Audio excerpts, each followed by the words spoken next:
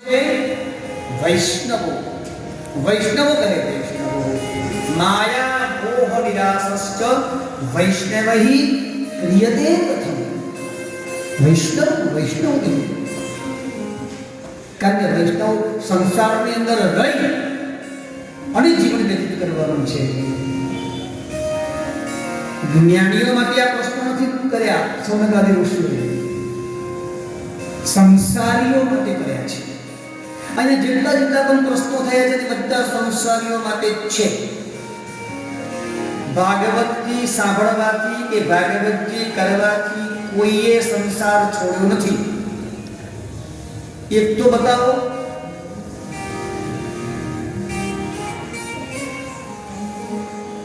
જેને પહેલે બ્રહ્મચર્યનું પાલન નથી કર્યું, બ્રહ્મચર્યાશ્રમ કેટલા વર્ષનો? 1 થી 25 વર્ષ.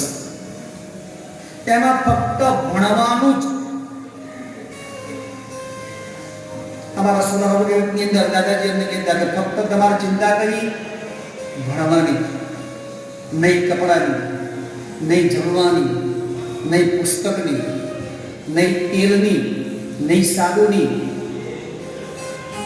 કોઈ બધી જ વસ્તુ કે દાદા ફક્ત તમારે પઢનસ્ય ચિંતા. અને છતાં પણ જો વ્યક્તિ ભણે નહીં,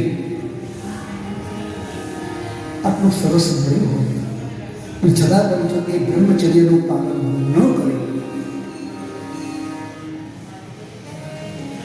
તો એને ગૃહસ્થાશ્રમની અંદર પ્રવેશ ન મળે.